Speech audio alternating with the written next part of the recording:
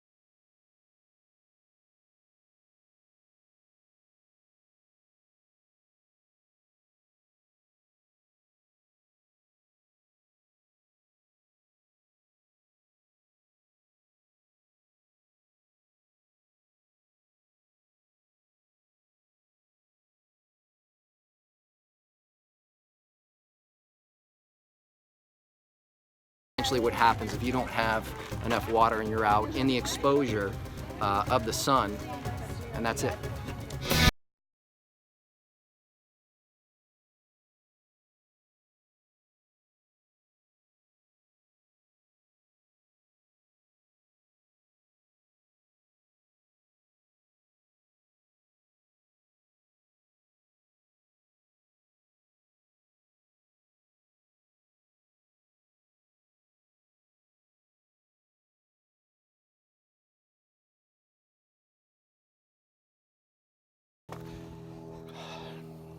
So today this group left about 40 gallons of water for people who have probably been out walking, I don't know, 4 or 5 miles from on the other side of the border, and they come in the middle of the night and they're tired and they're hungry and they're thirsty, and I guess what this group does is they make an oasis.